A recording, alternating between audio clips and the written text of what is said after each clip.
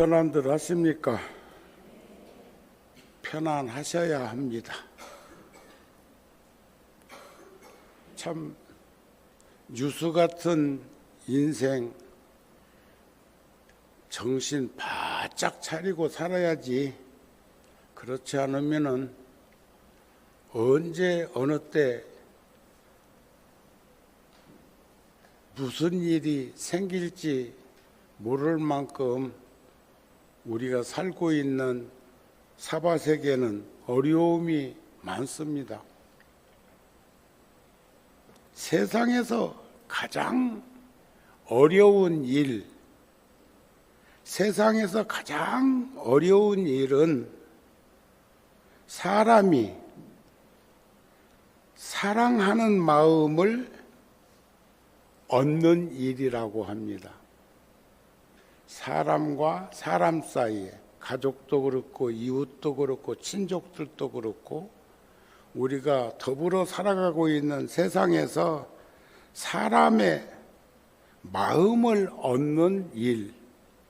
제가 저번 주 토요일 날 국방부 원강사에서 창립 25주년 법회에 가서 법문을 했는데 엊그저께 제가 거기에 근무한 듯 싶었는데 벌써 몇 년이 지났고 엊그저께 청년이 되어서 군에 갔는데 벌써 그것이 50년이 지난 이야기이더라고요. 어제는 열애사, 구룡사 등 우리 포교당 주지스님들은 통도사 결산 본말사 회의가 있어서 갔고 저는 어저께 통도사에 오래 주석하셨던 스님께서 그제 열반하셨다고 하는데 오늘 답이식이에요. 근데 오늘 초하루요. 그래서 갑자기 돌아가셨다는 말을 듣고 통도사에 다녀왔습니다. 60년대 인연이니까 근 60년 가까이 통도사를 의지해서 살아왔던 스님이고 또 통도사 주지, 표충사 주지 등을 역임하셨던 스님인데 오늘 초하루라는 이름 때문에 답이식을 못 봐서 제가 달력을 놓고 이렇게 헤아려 보니까 음력 3월 18일 날 지장제일 날이 또 49제 이어서 그러면 49제에 답이식에 참석 못한 그 허물을 49제 날 통도사로 내려가서 영장 앞에 삼배를 올렸으면 좋겠다 하는 생각을 가지게 되었는데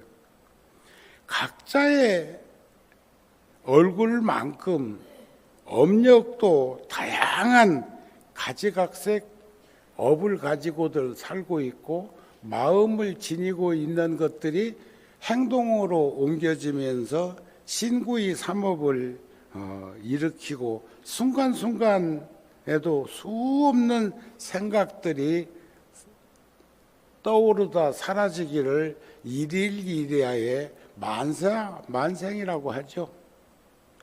저는 구룡사 소임을 보면서 금년제 한 3개월 후면 제가 구룡사와 인연 맺은 지가 40년, 열애사는 90년대 초에 일산 신도시가 조성될 때 토지개발공사로부터 이 땅을 종교용지를 매입해서 97년도에 기공식을 하고 1년 동안 지하 3층 땅을 파고 98년도에 골조 공사를 하고 99년, 2000년, 2년에 걸쳐서 법당에 이 모습을 갖추기까지 그래도 구룡사에서 천막법당에서 가건물 법당에서 그리고 그곳에서 구룡사를 현실적으로 짓고 살아오면서 장단점을 보완해서 구룡사 그 단점을 보완한 절이 열애사입니다. 그래서 언제 와도 생각해도 참 열애사는 장점이 많은 절이다. 그리고 일산 지역에 있는 불자들, 열애사가 일산에 있다고 해서 일산의 불자들만 댕기는 건 아니요. 강남 서초에서도 여기까지 오는 이가 있고 일산에서 구룡사까지 오는 이가 있는데 난 연유는 잘 모르겠어. 그것도 인연이겠지. 그렇게 생각을 하고 묻어둡니다만 부처님 구룡사는 7열애불이 모셔져 있어요.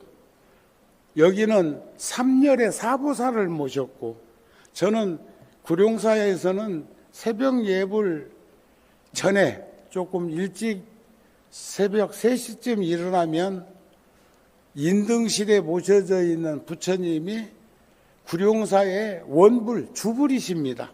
그 부처님을 가유동에서 또 그쪽으로 와서는 천막법당에 모시고 가건물에 모시고 그러면서 그 불사를 했고 그러면서 지금까지 한 40여 년 동안 다양한 부처님 일을 불사를 해올 때 그 부처님이 우리들에게 가피와 유실력을 주신 부처님이라고 생각을 하기 때문에 어느 때는 법당에 들어오기 전에 한층 더 올라가서 인등실에 모셔져 있는 서가열의 부처님께 삼배를 올리고 향을 꽂고 그리고 법당에 내려와서 새벽 예불에 동참을 하고 4시부터 도량석과 종성을 하고 예불을 모시는데 칠정예를 모시는데 한 3시 반쯤 내려와서 제 자리에서 삼배를 올리고 이렇게 앉아 있으면 세상에서 가장 편안한 시간, 안온한 시간이 그 시간이 아닐까. 그러면서도 그게 망상일지는 모르겠지만 그동안 살아온 이런 생각, 저런 생각을 덜어는 할 때가 있습니다. 그러면 스스럼 없이 열애사도 떠오르게 되고 열애사에도 저 인등실에 모셔져 있는 부처님이 최초의 부처님이에요.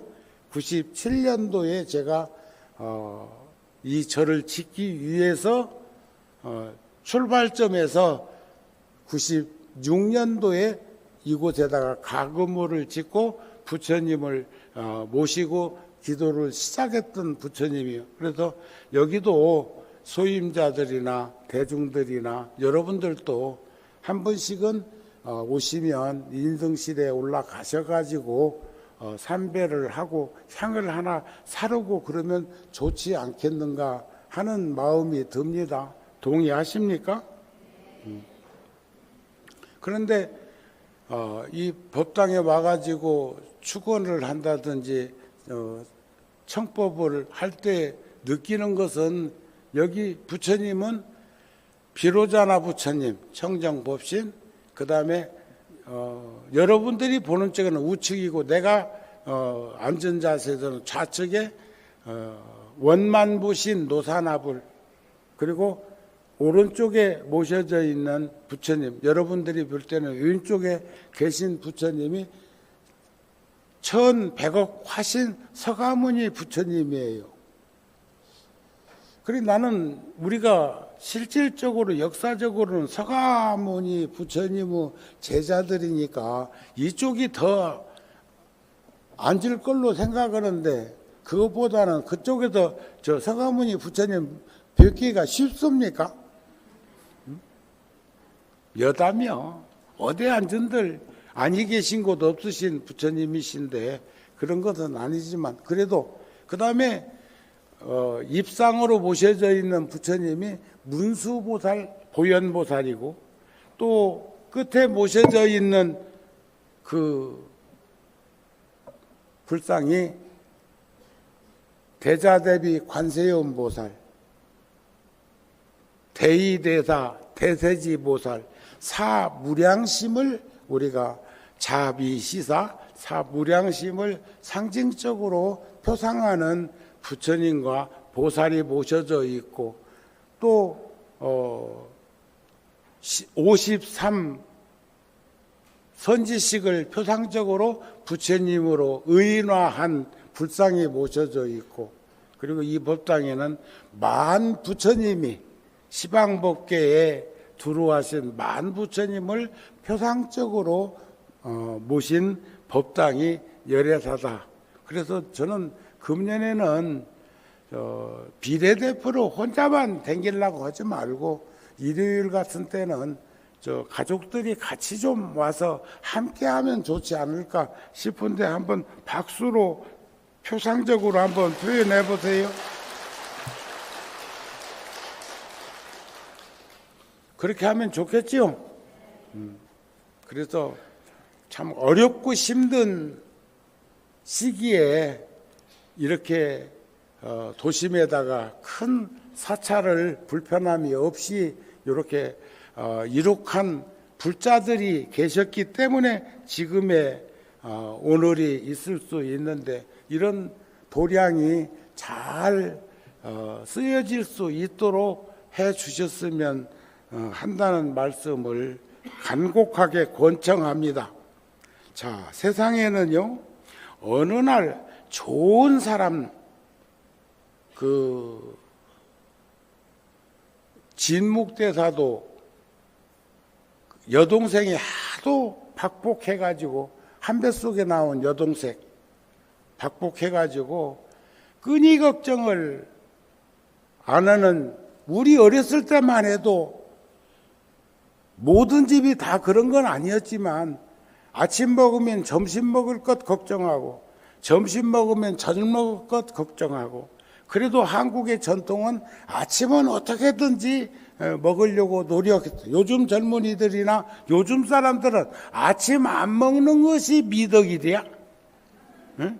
그런데 옛날에는 가난한 시절에는 아침은 어떻게 해서든지 함께 공양했던 것을 저는 기억하고 있습니다.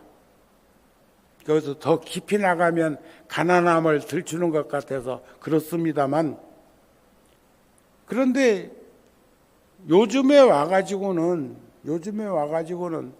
옛날에는 그래도 저녁 안 먹는 건 신심이고 신심이 있는 이가 오후씩 한다고 그래. 게으른 이는 아침을 안 먹는 이라고 그래요. 그런데도 여하튼 간에 이만큼이라도 사는 걸 보면 그 게으른 이들이 사는데도 그런 거 보면 그러나 새벽녘에 나와서 그 길가를 보면 우리나라만큼 분주하고 번다하게 살면서도 자기 모습 잃지 않고 살아가고 있는 그 도시인들이 있어서 뭐 그렇지 싶기는 합니다만 진묵스님이 여동생이 하도 가난하니까 좀 인연을 맺게 해주려고 북두대성 칠원성군을 분신으로 드러내가지고 여동생 집에 가게 했는데 박복하니까 지혜도 없지. 그래가지고는 그냥 도인이고 살아있는 부처님이라고 하는 그 오라버니 진묵스님이 하신 말씀이니까 안 따를 수는 없고 그러면서도 막 속에서는 천불이 올라왔을 거라고 생각합니다. 그때 그 여동생을 떠올리면서 진묵스님이 글을 남겨놓은 게 있어요. 막현문전의 폐흑액이요 영산숙이 세월장이니라. 만약 어렵고 힘든 이가 여러분들 가정을 방문하거나 여러분들하고 만남을 가졌을 때 함부로 대하지 마라.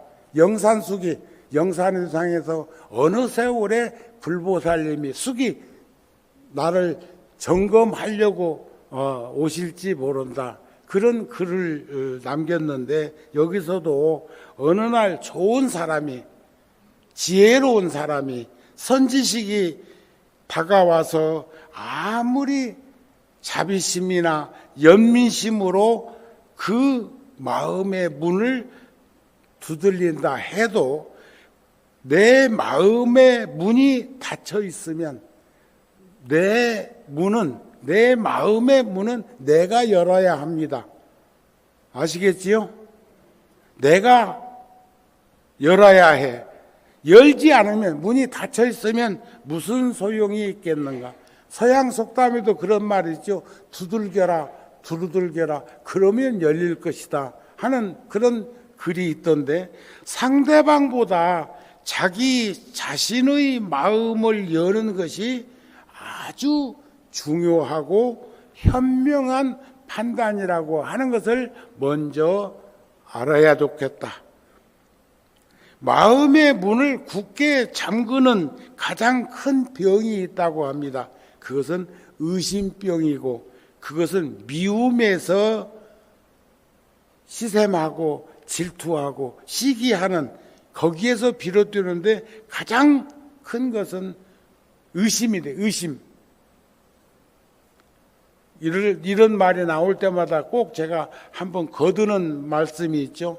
부처님께 세존이시여, 의심이라고 하는 것이 무엇입니까? 그러니까 대개는 의심하지 아니함을 의심이라 한다. 한번 따라서 해보세요. 대개는 의심하지 아니함을 의심이라 한다. 나 너 의심 안 해 하면 이것은 역설적으로 의심하고 있다는 말이 돼.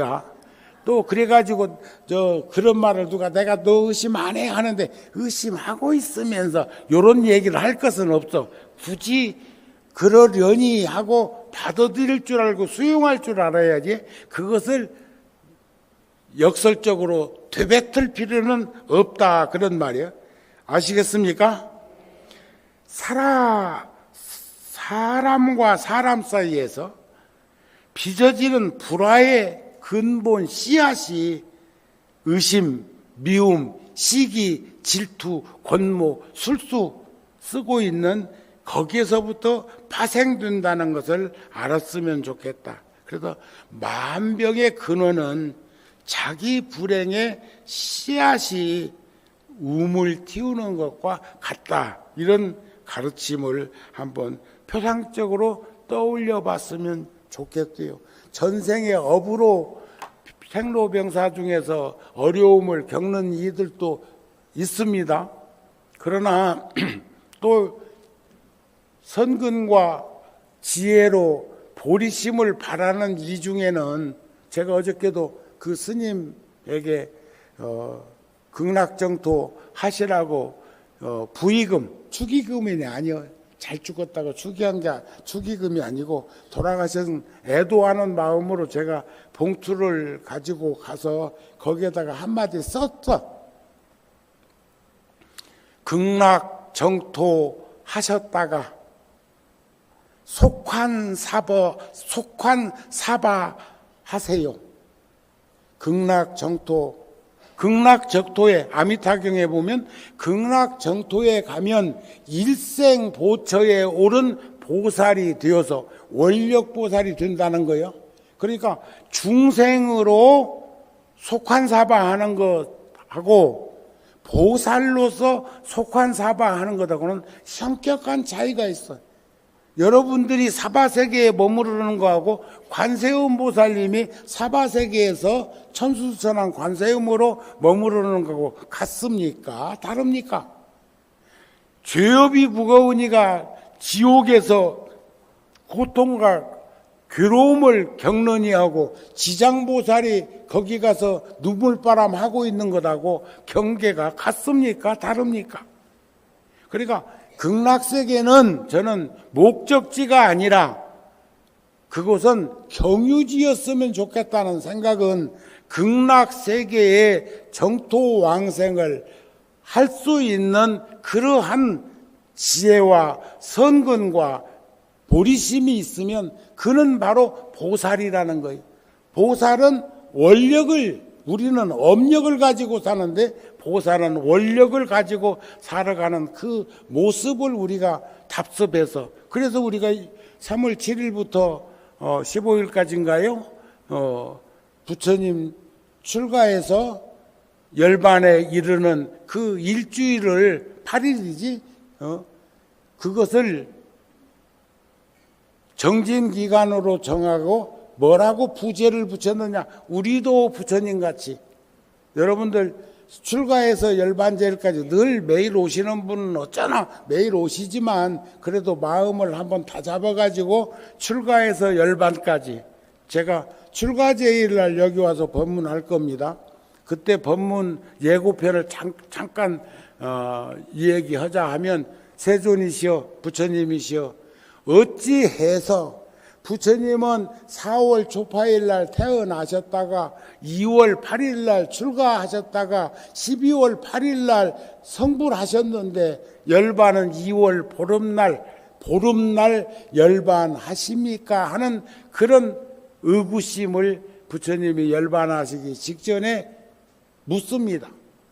지금 그저께 그 열반하신 스님도 어저께 통도사에 속해 있는 모든 사찰의 주지 스님들이 회의하러 오셨을 때 그 전날 돌아가셨으니까,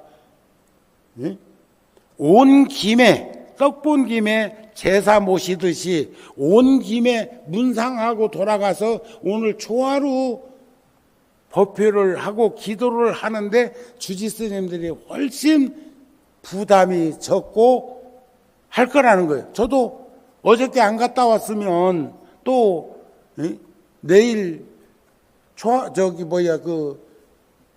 이게 오늘이죠. 어저께 말로 오늘 발인인데 다비식인데 그래도 몇십 년을 같이 살았던 선배 스님이 열반하셨는데 거기 안 갔으면 얼마나 찜찜하겠어요. 안 그렇겠습니까?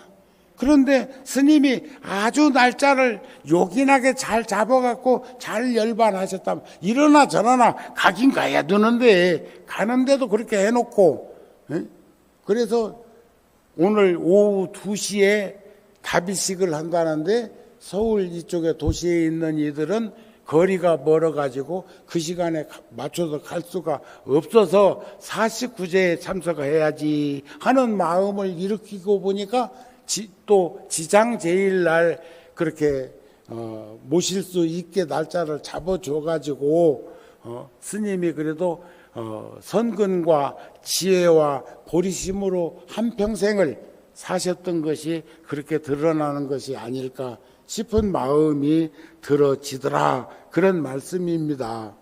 그 어린 왕자에 나오는 글인데요, 다른 사람에게는 결코 열어주지 않는 마음의 문을 나에게 열어주는 사람이 있다면 그 사람이야말로 나에게 진정한 친구입니다. 도반입니다. 이해가 되세요? 마음 안 열어주는 사람 많습니다.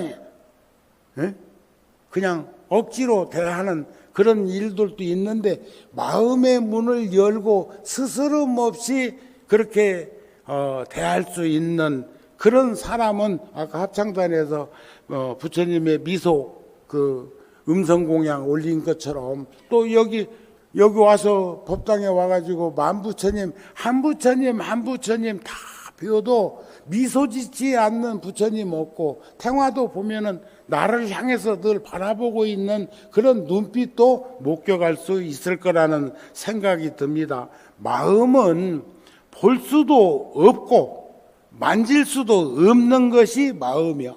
그런데 그 마음은 환상을 쫓아 자기 마음대로 날아다녀. 오만 데 다 가. 지금 여기 앉아갖고도 금방 딴 데 갔다 온 이도 있어.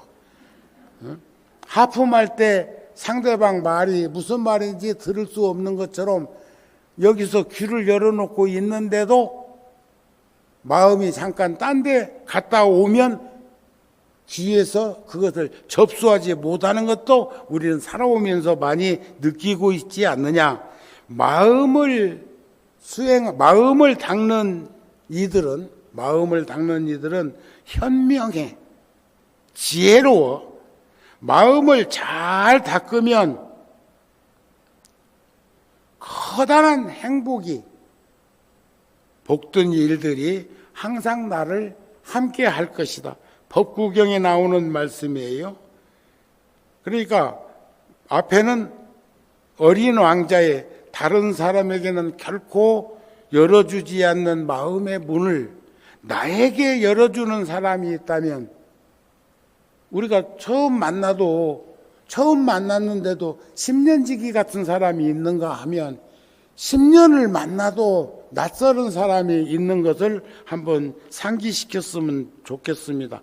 그 사람이야말로 진정한 나의 친구라는 거예요.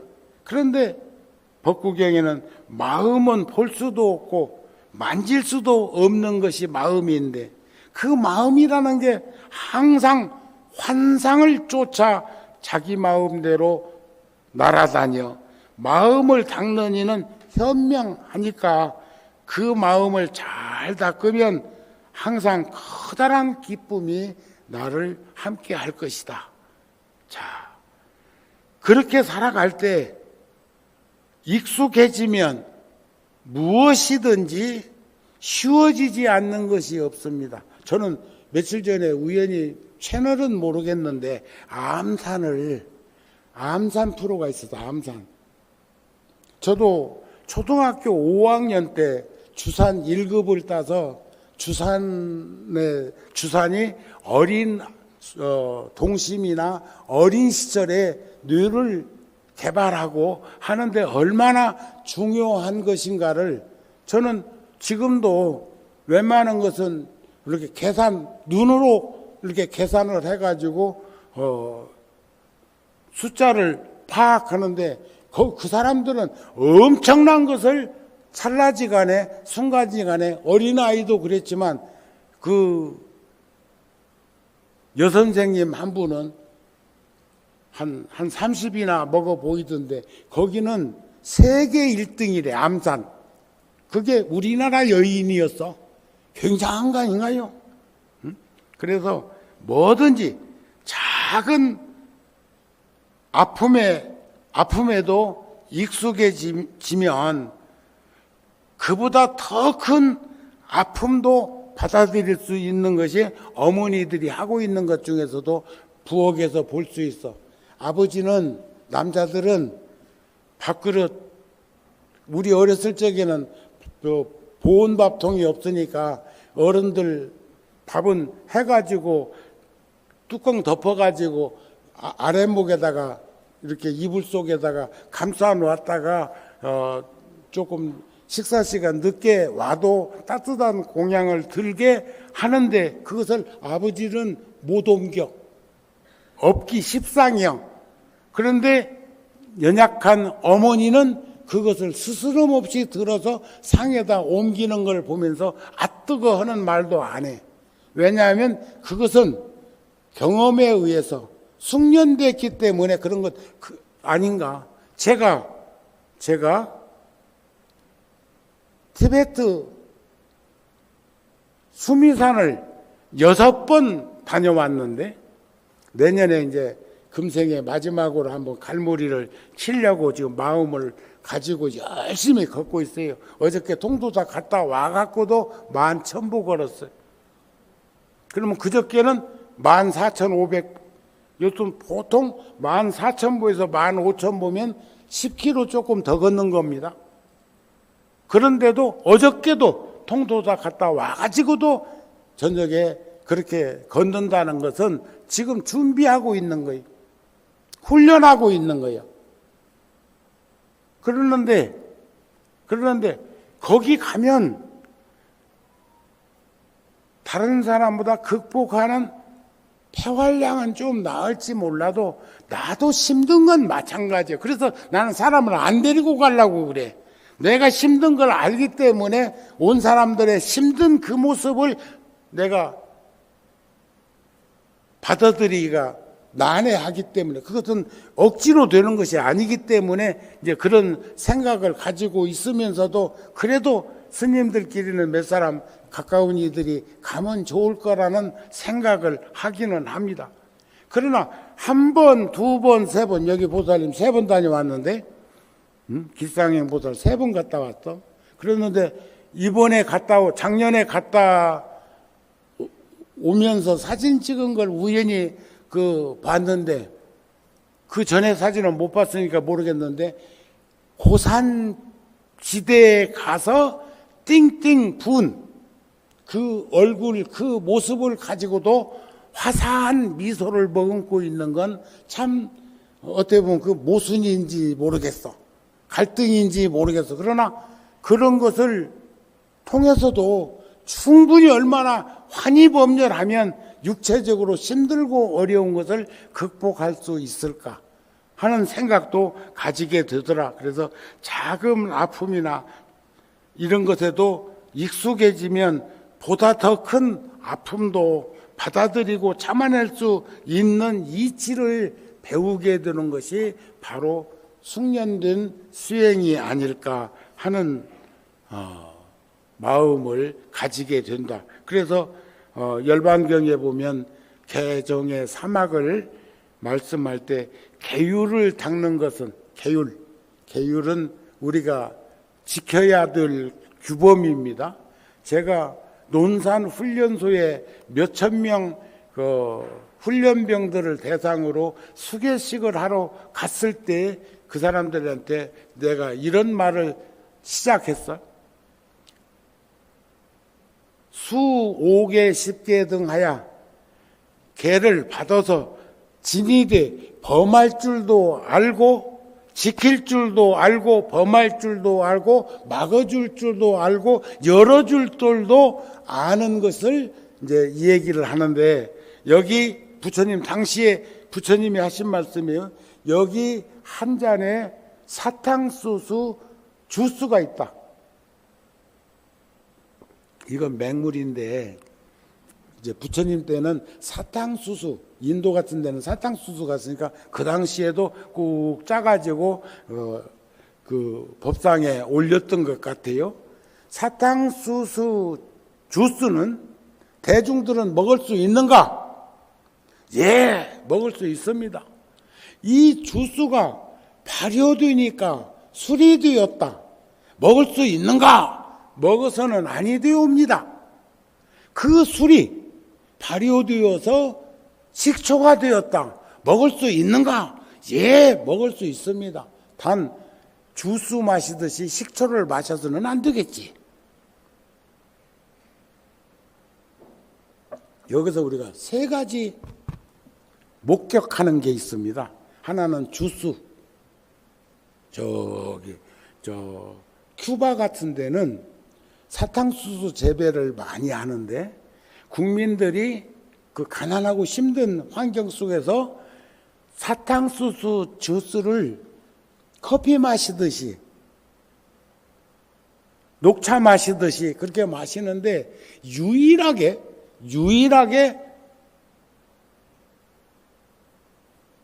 성인병인 당뇨가 없는 백성이 큐바 국민들이래요. 음식도 너무 걸쭉하게 먹지도 않는 이치도 있겠지만, 근데 왜 그럴까 하고 들여다보니까 사탕수수를 즙으로 내서 주스로 마시는데 공복을 이렇게 늘 하는데, 그것이 당뇨가 없게 하는 것 아닌가, 그런 얘기를 하는 방송을 본 적이 있어.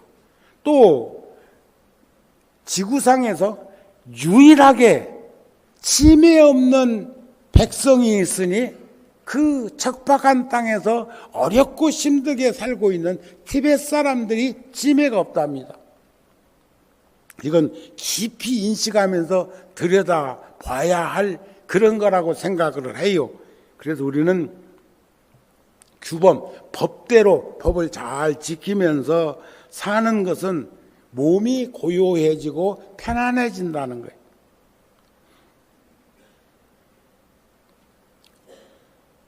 어떤 나라에서는요, 경찰들이, 교통경찰들이 저것도 배운대요. 심리학적인 입장에서 관상도 배운대요. 연유는 뭐냐? 범법자는 경찰을 보는 순간 두렵고 겁난 그 생각이 그 사람 몸에서 파장을 일으킨다는 거예요. 우리도 보면은 대충 알겠던데, 나는 무당 아니라도 대충 알아. 특히 저쪽 이웃 종교의 골수들, 그쪽에 아주 빠져 있는 이들은 우리를 보는 것을 아마 안 봐야 될 인물을 만나는 것처럼 파장을 일으킨다는 걸 느껴. 그래서 전이는 기독교인갑다 하는 것을 우리는 알아. 기차 같은 거 탔을 때도 옆에 불교인이 앉은 것하고 그쪽 사람 앉는 것하고는 전혀 상황이 다릅니다. 그것도 알아. 아는 게 한두 가지가 아니야. 응? 자, 선정산매를 닦는 것은 마음을 고요하게 하기 위하며, 선정산매를 닦으면 마음이 차분해지고 고요해진단 말이야. 지혜를 닦는 것은 의심을 깨트리기 위해서, 의심을 깨트린다는, 아까 의심은 의심하지 않는 게 의심이라고까지도 비약했는데, 도를 닦아 익히기 위하며, 도를 닦으면 불성을 보기 위하며, 불성을 보는 것은 삼보리, 안욕따라 삼약삼보리를 얻기 위하며, 없는 것을 구해온 것이 아니라 있는 것을 찾아낸 거죠. 안욕따라 삼약삼보리를 얻는다는 것은 유없는 대열반, 번뇌가 일어나지 않는 삶을 살기 위함이라는 것을 우리는 잊어버리지 않았으면 좋겠다. 그런 말씀입니다. 오늘 또 신중기도도 해야 되니까 끝으로 한 말씀만 더 드리면, 중요한 것은 눈에도 귀에도 안 들립니다. 우리가 X선, 적외선, 우주선, 이런 감마선, 이런 빛만 눈이 볼 수 없는 것이 아니라 지구에서 가장 큰 소리가 지구 돌아가는 자전의 소리인데, 그것도 우리가 듣지 못하는 것은 사이클이 달라서 그래. 그런데도 사람들은 그런 건 없는 것이냐 생각을 하는데, 톨스토이의 말씀 가운데 그런 글이 있어요. 사람에게는 봉사하는 6개의 기관이 있다. 안입이 설신의. 그 중에 3개는 사람이 내 스스로가 통제할 수가 있고, 3개는 통제할 수 없는 기관이다. 통제할 수 없는 기관은 눈, 귀, 코. 눈, 귀, 코. 그러니까 눈은 감으면 안 보이게 하겠지. 하지만 없어진 거 아닙니다. 그런데 사람들은 눈 감고 없는 것으로 규정 짓는 일들도 있어. 그런데 내 스스로가 통제할 수 없는 눈, 내 스스로가 통제할 수 없는 귀, 내 스스로가 통제할 수 없는 코는 열려 있어, 늘. 예? 근데 요즘은 하도 냄새가 강해가지고 그 냄새를 상쇄시켜가지고 냄새를 맡을 수 없는 세상으로 만들고 있기도 합니다. 보살님, 그 무릎 꿇고 있는 보살님 편히 앉으세요. 자, 사람이 통제할 수가 없는데 이유는 그 사람이 원하든 원하지 않든 눈으로는 봐야 하고, 귀로는 들어야 하고, 코로는 냄새를 맡을 수밖에 없는 것인데, 3개, 입과 손과 다리는 내 스스로 제어해서 통제할 수가 있습니다. 그러니까 우리가 분노 조절 장애라는 그 큰 병을 가지고 있으면 안 됩니다. 그건 분노 조절이 안 되면 장애예요. 장애. 그냥 보통 장애가 아니요. 일치는 장애예요. 화난다고 그래가지고 차 몰고 가다가 그냥 핵 꺾어서 아무렇지도 않은 것처럼 하는 그런 행위도 할 수 있는 게 분노 조절인데, 분노는 왜 생기냔 말이지. 욕심이 많아서 그래. 분노는 왜 생기냐고. 어리석어서 그래. 아셨습니까? 예? 욕심이 적고 어리석지 않으면 절대로 분노를 일으키지는 않는다는 거예요. 그런 것들을 우리가 충분히 인식하면서 살았으면 좋겠다. 그래서 입하고 손하고 발은 참 늘 평생 동안 조심 하면서 살아가야 됩니다. 그랬을 때 지금 우리가 보고 있는 것은 단지 껍데기라는 것을 알 수가 있고 형상이라는 것을 볼 수가 있다. 중요한 것은 눈에 보이지도 귀에 들리지도 않는다. 어떤 것을 정확하게 볼 수 있는 건 다만 오직 마음으로 볼 때만이 가능하다는 것을 잊어버리지 않고 살았으면 하겠습니다 하는 말씀을 끝으로 드리면서 저기 출가해서 열반까지 저도 하루 날 잡아서 그때 오는 때가 아닌데 출가제일이기 때문에 열애사 온다는 겁니다. 같이 일주일 동안 한번 기도정진을 하면서 우리도 부처님 같이 그런 모습을 가지면서 살도록 노력했으면 합니다 하는 말씀으로 오늘 법회를 마치겠습니다. 성불하세요.